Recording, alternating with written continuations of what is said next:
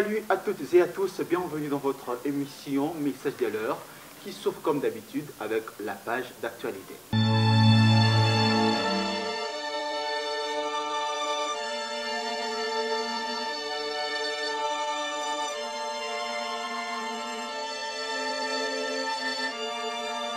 L'église Shalom Tabernacle et son pasteur Racheté Lusanga organisent 4 journées d'action de grâce ainsi que la dédicace du 28 au 31 mars prochain à Kinshasa, en République démocratique du Congo. Le pasteur Kalumbo Kiseka, Lufoko Diciel, Alain Bandinga et Panzou sont les principaux orateurs invités à cette grande réunion. Un prophète, qui est-il? C'est le thème de la convention des jeunes qu'organise la structure Topesio Bolenge et Osana Tabernacle du 27 au 31 mars 2019 à Kinshasa. Plusieurs orateurs, y compris des jeunes prédicateurs du message du temps de la fin et des musiciens, sont conviés à ces rendez-vous. De son côté, le docteur Nicolas Kijito Eri et son église Temple de l'Amen organisent 3 journées de réveil et de guérison du 29 au 31 mars en son siège, situé au numéro 49 de l'avenue Kafungu. Nous sommes là au quartier Kindele Monastère, dans la commune de Mongafula. Je restaurerai, c'est le thème qui sera exploité durant ces 3 jours. Le pasteur et évangéliste Billy Bijanou d'Afrique du Sud sera l'orateur principal de ces assises. Et pour terminer, le frère Isaac Boukassa était en concert d'action de grâce le dimanche 17 mars dernier à l'église Tabernacle de la Perfection à Kinshasa. Un moment d'adoration et de louanges salué par les frères et sœurs venus de tous les coins de la capitale congolaise. Le frère Yannick Mvita et Miracle Béni étaient les 2 principaux invités de l'artiste Isaac Boukassa.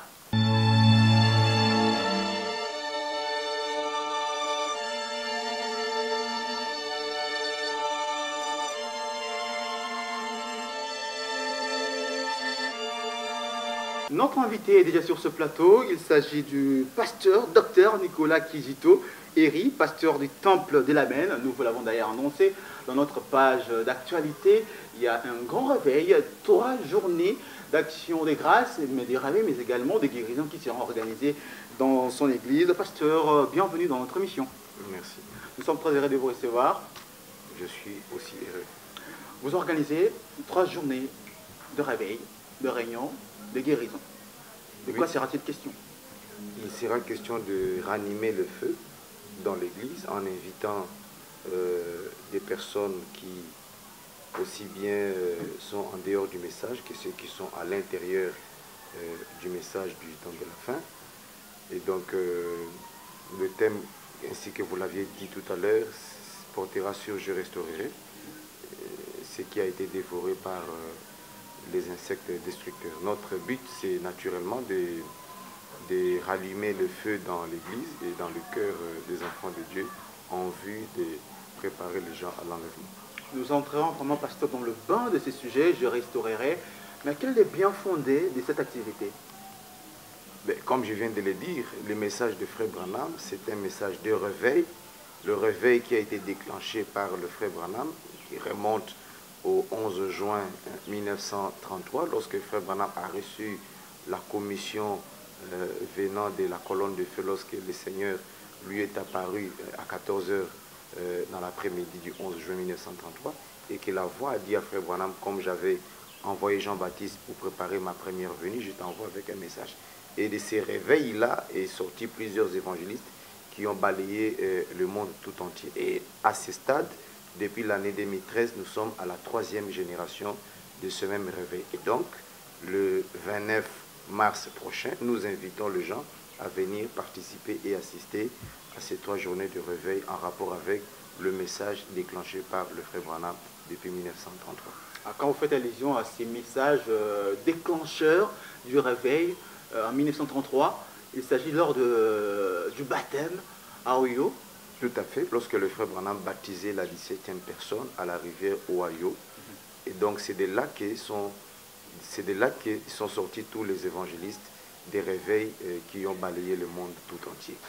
Le réveil du ministère de William Branham n'a pas commencé bien avant? C'était lors de ces baptêmes? Non, c'est le 11 juin que tout a commencé. C'est à la date du 11 juin que ce réveil des frères Branham a commencé. Avant 1933, on était sous l'ombrage du réveil pentecôtiste qui avait commencé en 1906. Et le réveil des frères Branham est venu chevaucher avec le réveil pentecôtiste.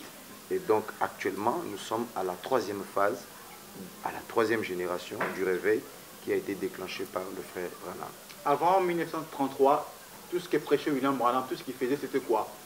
Les gens s'endormaient, ça n'a pas apporté un réveil dans le chef. Les gens ne dormaient pas. Avant 1933, les gens étaient réveillés sous l'impulsion du mouvement pentecôtiste, dont William Seymour était le leader.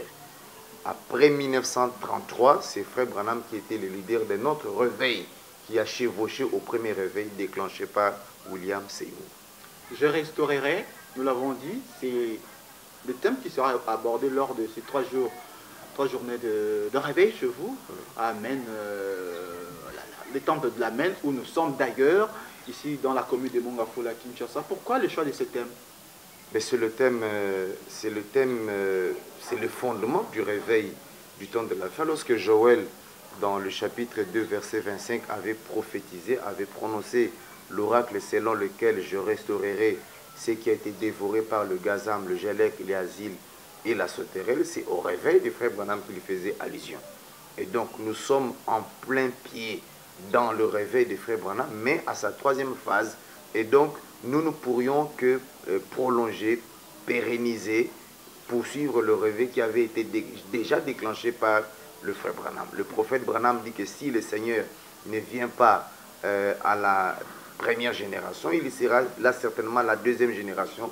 S'il ne vient pas à la deuxième génération, il est certain et sûr qu'il viendra à la troisième génération. Et nous sommes heureux d'être de cette troisième génération à laquelle le frère Branham a fait allusion. Dieu étant parfait en trois, donc nous croyons fermement que nous sommes dans la saison de Dieu. Ça c'est quand même fort, la troisième génération, nous y arriverons. Mais pasteur, on ne peut pas parler du réveil sans pourtant parler de la restauration. Oui, mais la restauration a été inaugurée par le frère Branham. C'est le frère Branham qui a commencé par restaurer ce qui avait été dévoré pendant 2000 ans. Il a restauré ce qui avait été enseigné par les apôtres, l'enseignement apostolique, les fondements apostoliques tels que dispensés par les apôtres au 1er siècle. Et les enseignements apostoliques avaient été dévorés par le système ecclésiastique de l'Église catholique romaine, suivi des mouvements des protestants et les méthodistes. Et donc quand le frère Branham vient, son objectif, selon Matthieu chapitre 17, selon lequel Élie viendra, et quand il viendra, il va restaurer toutes choses. Donc c'est Malachie 4, c'est Élie le restaurateur. Et nous, nous sommes la descendance de cette lignée prophétique dont l'objectif principal est de restaurer ce qui a été dévoré par les insectes destructeurs. Mais justement, qu'est-ce qui a été dévoré pour que ça soit restauré? Mais avant frère Branham, la vérité sur le baptême au nom de Jésus-Christ avait été dévorée. Avant le frère Branham, la vérité sur la divinité de Jésus-Christ avait été dévorée. Avant le frère Branham, la vérité sur la puissance du Saint-Esprit avait été dévorée. Avant le frère Branham, les vérités en rapport avec les enseignements apostoliques avaient été dévorées. Avec le frère Branham, nous avons compris qui est le véritable Dieu. Aujourd'hui, si les églises traditionnelles, classiques et même de réveil prêchent la divinité du Seigneur Jésus-Christ, ils se sont littéralement inspirés des enseignements de frère Branham. Et nous, quand nous venons poursuivre la même démarche, c'est pour que si nous constatons que dans l'évolution de l'Église qui sont issus du réveil apporté par le frère Branham, lorsque nous voyons que les mêmes vieux démons qui ont marqué l'histoire de l'Église pendant les 2000 ans qui ont précédé l'arrivée de frère Branham, et que ces mêmes esprits reviennent à la charge, nous avons naturellement le devoir sacré de nous en occuper soigneusement en vue de ramener l'Église sur le droit chemin. Alors, comment ramener l'Église au moment où on sent qu'il y a une certaine mésentente, des dissensions au sein de cette même Église? De quelle Église vous parlez? L'Église dont vous faites allusion. Mais les croyants du message des frères Branham. Naturellement, si nous, de la troisième génération, nous constatons que au sein de l'Église, au sein de l'ensemble des églises, des croyants qui ont reçu le message des frères Branham, depuis les années antérieures, il y a des dissensions, il y a des mésententes, il y a des divisions, il y a disharmonie, il y a des guerres qui ont contribué à démolir, n'est-ce pas, à démolir la colonne vertébrale même qui faisait la force du message du temps de la fin. Naturellement, la génération en cours a le devoir sacré de ramener l'Église sur le droit chemin. Nous avons constaté qu'avant l'année 2013, que l'amour, la communion, la fraternité avaient été littéralement dévorés par les guerres religieuses qui ont caractérisé les 40 dernières années. Naturellement, nous avons le devoir sacré de venir ramener les gens sur le droit chemin et rallumer le feu dont on avait toujours entendu parler à l'époque où nos pères avaient reçu le message. Alors, quand on parle de réveil, pasteur, vous évoquez aussi la génération. Vous dites très bien que vous êtes de la troisième génération. Est-ce que William Branham a parlé de la première, deuxième et troisième génération? Je ne sais pas s'il y en a encore une quatrième qui viendra ou une cinquième après. Certainement, il y aura une quatrième génération, une cinquième génération, mais ce sont les générations. Mais finalement, c'est quand, pasteur? Parce que apparemment, je suis en train de vouloir vous dire justement que les quatrième et cinquième générations nous trouverons dans le millénium. Parce que le millénium n'est pas une circonstance de l'éternité. Le millénium, c'est un moment du temps. C'est-à-dire que le soleil s'élèvera et le soleil se couchera. Juste une parenthèse, et donc la quatrième et la cinquième génération nous trouverons naturellement dans le millénium. Une parenthèse, pasteur. Oui. Ça nous trouvera dans le millénium, dites-vous. Nous ne sommes pas encore en plein millénium. Nous ne sommes pas encore dans le millénium littéralement. C'est-à-dire? Mais c'est-à-dire que si vous parlez du millénium dans le sens spirituel, c'est-à-dire le sabbat, le Saint-Esprit, c'est le sabbat que Dieu met dans l'âme de la personne. Mais le millénium en tant que le règne de l'homme au milieu de la paix où il n'y aura ni péché, les temps pendant lesquels le diable sera enfermé pendant 1000 ans, ces temps viendra et ça interviendra après l'enlèvement de l'Église, après la grande tribulation. Docteur qui dit tout ça, c'est pas une définition assez scientifique, parce qu'il y a plusieurs parmi vous, parmi vos collègues pasteurs, qui disent que nous sommes déjà dans les milléniums. Les milléniums, c'est historique, c'est du passé, c'est ce qu'ils disent en fait. Il faut leur poser la question, je ne peux pas plaider par procureur, je suis en train de défendre une vérité qui a été dispensée par le frère Branham pendant tout le temps qu'il a prêché la parole. C'est le prophète Branham qui a enseigné que le millénium interviendra après l'enlèvement et après la grande tribulation, qui ne durera que 3 ans et demi. Même l'enlèvement, on doit toujours l'attendre. Mais l'enlèvement, vous n'attendez pas l'enlèvement. Pourquoi nous sommes ici? Nous ne sommes pas dans la 6e dimension quand même. Nous sommes ici sur la terre, nous attendons l'enlèvement. Il y a Los Angeles qui doit s'effondrer avant l'enlèvement, dit frère Branham. Après la venue du Christ, on n'attend plus rien. Tout doit être après la venue du Christ, il y aura, après la venue du Christ qui coïncidera avec l'enlèvement, parce que la venue du Seigneur, c'est l'enlèvement. Après la venue du Seigneur intervient la grande tribulation qui ne concerne pas l'Église épouse. Et c'est après la grande tribulation que commencera littéralement le millénium. Tout n'est pas encore accompli. On doit encore attendre des choses. Non, il y a des choses qui doivent s'accomplir, notamment l'enlèvement, la venue du Seigneur. La troisième génération. La translation de saints. La troisième génération, William Branham en parle où? Dans quelle brochure? Selon quelle citation? La notion de génération, le frère Branham en parle dans tout le message du temps de la fin. C'est le prophète Branham qui a enseigné clairement qu'une génération, dans la Bible, compte toujours 40 ans.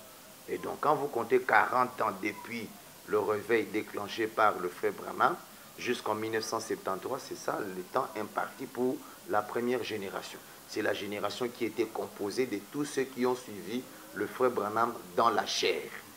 Et après 73, et donc de 73 jusqu'en 2013, ça fait 40 ans, c'est le temps imparti pour ceux qui sont venus après le départ des frères Branham, dont fait partie nos anciens, notamment le pasteur Barouti, les Dioka, les Vibidila. Ils font partie de la deuxième génération après le départ de frère Branham.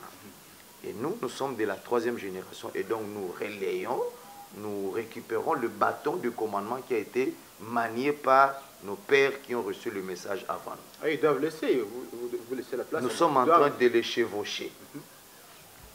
Nous sommes en train de les chevaucher parce qu'il y a des...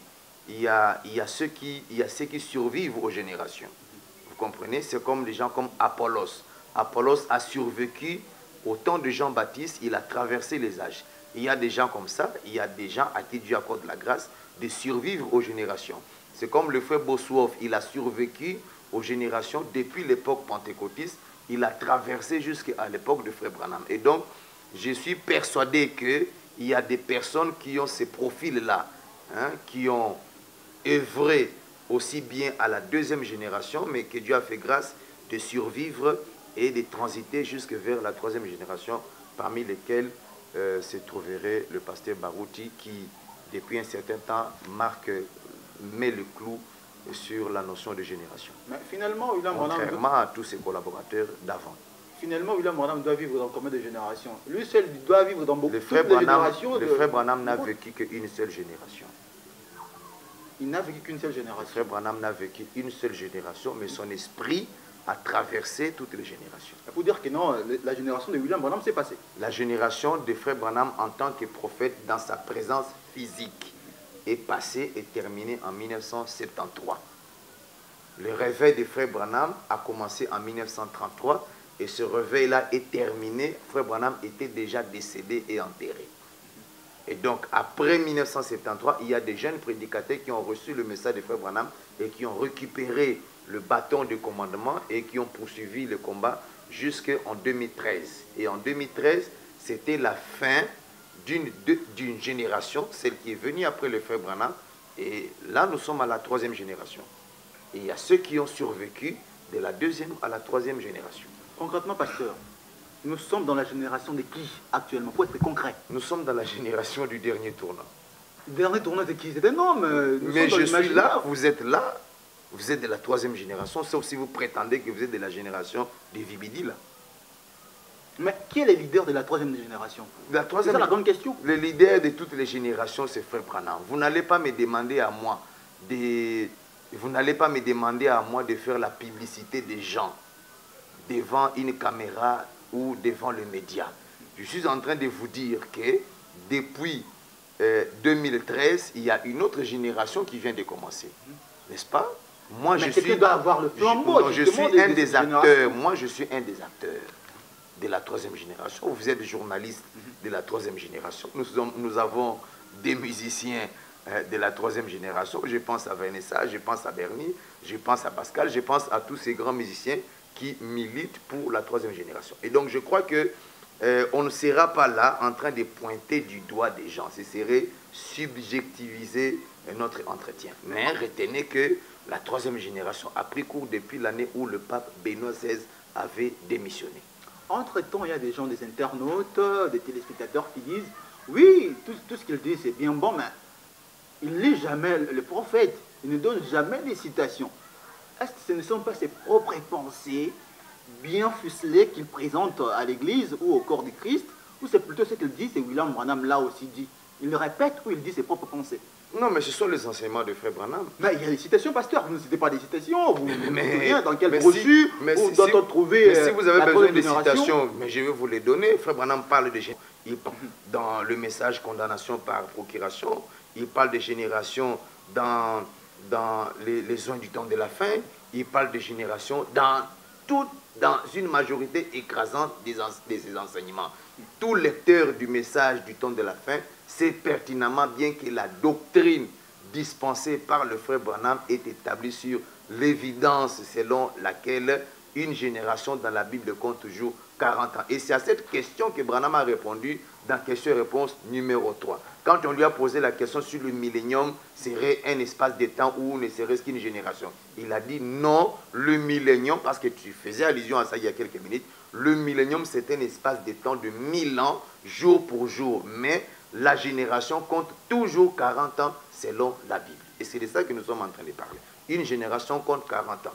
Dès 73 jusqu'en 2013, ça fait 40 ans. C'est le temps que Dieu avait donné à la deuxième génération après le départ de frère Branham. Y a-t-il une nécessité de parler de nouveau réveil? Revenons-en un peu, parce qu'il s'agit du thème qui sera...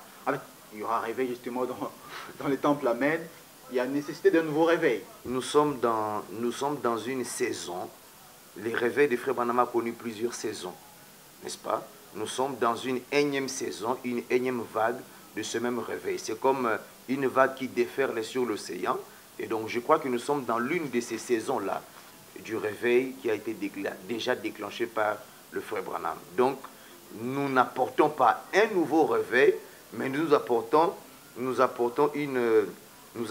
un nouveau vent, une nouvelle donne, mais toujours dans le réveil qui avait été déclenché par le frère Branham. C'est une saison. Branham dit que dans le temps, il y a 2 saisons. Il y a 5 conditions pour être en ordre avec le Seigneur. Il y a le temps suivi de la saison. Nous sommes dans la saison du temps de frère Branham. Ah oui, je rappelle que le pasteur Eric Kijito va pouvoir organiser un réveil dans les tout prochains jours ici à Kinshasa. Donc 3 journées de réveil et de guérison au temple Amen à Mongafula. Pasteur, pourquoi aussi ajouter la guérison? On se rend compte que non, au-delà du réveil des conventions, vous associez celle-ci toujours à des guérisons. C'est-à-dire sans guérison, on ne peut pas avoir un réveil. Non, mais la guérison, c'est les prémices même de notre salut. La guérison, c'est la guérison divine. L'apôtre Paul appelle ça les arts de l'esprit. Le prophète Branham dit qu'on ne peut pas espérer obtenir la foi de l'enlèvement si on n'a pas la foi en la guérison divine. Comment imaginez-vous quelqu'un avoir la foi dans la translation de son corps s'il n'a pas la foi dans la guérison de ses cellules? Donc, la guérison fait partie des promesses en rapport avec le réveil qui a été déclenché par le frère Branham. Je crois que Dieu, quand il est apparu à frère Branham, il lui a donné la commission en y associant le pouvoir de guérison. Donc vous invitez tous les malades. Les malades et tous ceux qui ont des problèmes de santé de venir et de recevoir la guérison venant de Dieu lui-même. Parce que Dieu est El Rapha. Le service de guérison commencera quand? Nous prierons pour les malades tous les jours. Dès le début de... À la fin de la prédication, parce que les gens doivent d'abord écouter la prédication avant. Ah, c'est justement la grande question entre la parole et la guérison. On écoute d'abord la parole. Qu'est-ce qui est primordial? Ce qui est primordial, c'est la parole de Dieu. La guérison est secondaire. Branham dit qu'entre la guérison et l'enseignement de la parole à distance, c'est de 1 million de kilomètres aller-retour. Mais quel diriez-vous des gens qui mettent en avant la guérison en lieu place de la parole? parole? Ils doivent rectifier ça. Je ne sais pas s'il y a des gens comme ça, mais je crois qu'il n'y en a pas dans ce message de frère Branham. Je ne vois pas un prédicateur mettre la guérison avant la parole de Dieu. Entre la parole et la guérison, la distance est tellement énorme. La guérison est un élément secondaire à la parole de Dieu. C'est un appât, comme dit William Branham. C'est un appât, c'est pour attirer l'attention des gens. Vous comprenez? Donc je crois qu'il n'y a pas un prédicateur dans le message de frère Branham qui prétendrait que la guérison divine occuperait la place principale en lieu au détriment de la parole de Dieu. La parole de Dieu vient en première position. Mais pour d'autres aussi, il faut seulement prêcher la parole, la guérison occupe vraiment la dernière place. Quand on prêche véritablement la parole de Dieu, la guérison divine doit suivre. On ne forcera même pas ça. Quand on prêche véritablement la parole de Dieu, il faut qu'il y ait des guérisons. Par exemple, une église qui ne prie pas pour les malades doit fermer ses portes. Une église qui n'a pas de dons... Une église qui ne prie pas pour les malades doit fermer ses portes.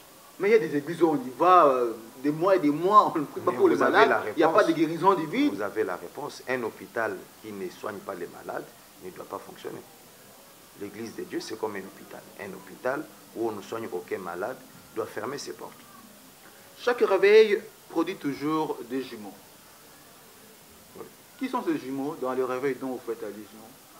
C'est Ésaü et Jacob. On a des Ésaü et Jacob aujourd'hui dans le message. Il y a ceux qui ont de l'importance qu'ils accordent au droit d'aînesse et ceux qui ont de l'importance au bien matériel. Voilà les 2 jumeaux du message du temps de la fin. Dans le message de frère Branham, lorsque ce réveil a commencé, il y a des gens qui ont des priorités divergentes. Il y a ceux pour qui les priorités sont le plateau des lentilles et ceux pour qui la priorité se trouve être le droit d'aînesse, donc le baptême du Saint-Esprit. Je crois humblement que je fais partie de ceux qui considèrent le Saint-Esprit comme étant la priorité des priorités. Alors, l'évangéliste Billy Bijano, c'est lui qui sera l'orateur principal. Pourquoi seulement lui? Bon, il est de l'Afrique du Sud quand même, parce que peut-être c'est votre ami, peut-être parce qu'il prêche bien. Pourquoi seulement ce choix? Je crois en son ministère, ça aurait pu être quelqu'un d'autre. Si un évangéliste est disposé à venir relayer le service que Billy Bijano rendra pendant ces 3 jours, il sera le bienvenu. Pendant ces 3 jours, seulement un seul orateur, pasteur. C'est pas ennuyant. Mais je suis en train de lancer une invitation. S'il y a un évangéliste qui sera disposé à rendre service à Dieu en relayant ce que le frère Bijano aura à rendre comme service, il sera le bienvenu. J'ai choisi Billy Bijano, je profite de sa présence ici à Kinshasa parce que c'est un évangéliste que je connais depuis très longtemps. Depuis que nous étions très jeunes, quand nous prions encore dans l'assemblée chrétienne de Regini chez le pasteur Bagouti, c'est là que nous nous sommes connus. Donc c'est un évangéliste de très longue date. Il a ce talent-là d'évangéliste. Je crois que dans l'église du Seigneur Jésus-Christ, chaque personne devait rester à sa place et chaque prédicateur devait reconnaître le mérite de chacun, de l'autre. Donc, reconnaissant le mérite du frère Billy Bijano, je crois et j'ai confiance en ses capacités. Et donc, s'il y a quelqu'un qui serait disponible à le seconder, je ne vois pas comment est-ce qu'on mettrait de côté un spécialiste cancérologue qui viendrait secourir un médecin dans un hôpital qui se trouve face à un cas de cancer incurable. Son choix, on peut dire, c'est une forme de reconnaissance que vous exprimez à son endroit. Il y a un évangéliste qui est venu à Kinshasa et je profite de sa présence naturellement pour inviter les gens à venir écouter le message. Je crois que si un évangéliste de la trempe du pasteur Barouti venait aujourd'hui pour évangéliser dans notre contrée, il sera le bienvenu. S'il y a des évangélistes qui sont ici à Kinshasa et qui veulent évangéliser la parole, évangéliser cette contrée perdue du monastère, ils seront naturellement les bienvenus. Donc le choix porté sur Billy Bijano est un choix dû au fait qu'il est venu à Kinshasa et je profite de sa présence pour en faire transformer sa présence en une bénédiction pour les enfants de Dieu. Donc, ce n'est pas parce qu'il croit comme vous ou il voit de la même manière? Non, je ne crois pas que Billy Bijano croit comme moi. On a certainement des points de divergence assez énormes, mais j'ai appris à mettre de côté les points divergents et mettre en relief les bénéfices du peuple de Dieu. Est-ce que c'est facile aujourd'hui de transcender justement les divergences dans le monde du message pour donner place justement à la parole? J'ai cet avantage-là de pouvoir transcender les divergences qui caractérisent les églises du message de Frère Branham. Voilà pourquoi j'ai été taxé de tout en communion avec tout le monde, même ceux qui croient totalement différemment de moi. Je crois que je n'ai aucun problème par rapport aux barrières dénominationnelles. Vous fréquentez même ceux qui croient William Branham comme Dieu? Évidemment, les premiers problèmes que j'ai eu avec mes frères de l'Assemblée chrétienne de Regini de l'époque, c'est parce que mes premiers amis étaient ceux qui adoraient le frère Branham. Ceux qui adorent William Branham sont-ils nos frères ou pas? Ce sont nos frères, naturellement. Parce que nous avons un dénominateur commun. Un idolâtre, pasteur? Mais il n'y a pas plus idolâtre que le pape. Mais le pape n'est pas notre frère? Je n'ai pas dit que le pape est notre frère, mais il semble qu'on le respecte. Mais je crois que celui qui adore le frère Branham est plus proche de la vérité que celui qui croit que le frère Branham est un faux prophète. Parce qu'il lit les brochures, les mêmes brochures que moi, mais je crois qu'il est allé tout simplement à l'extrême. Et son extrémité peut se justifier par rapport à la nature du ministère des frères Branham qui l'a tout simplement ébloui. Et dans son éblouissement, il s'est agenouillé comme Jean l'avait tenté il y a 2000 ans dans la vision de l'île de Patmos. Jean avait tenté d'adorer le frère Branham. Je crois que c'était lié à la grandeur de ce ministère qui caractérisait le frère Branham. Je crois qu'ils auraient plutôt dû s'abstenir comme Jean s'était abstenu en écoutant la recommandation de Dieu lorsqu'il a dit « N'adore pas, mais adore le Seigneur ». D'accord de le faire. Docteur Nicolas Kizito-Eri, je vous accorde 30 secondes, vous allez vous adresser aux téléspectateurs devant cette caméra par rapport au réveil que vous organisez dans votre église. Bien évidemment, nous invitons tous les frères, les personnes qui seront disposées à venir. Nous allons prêcher la parole pendant 3 journées, 3 soirées à partir de 16h30.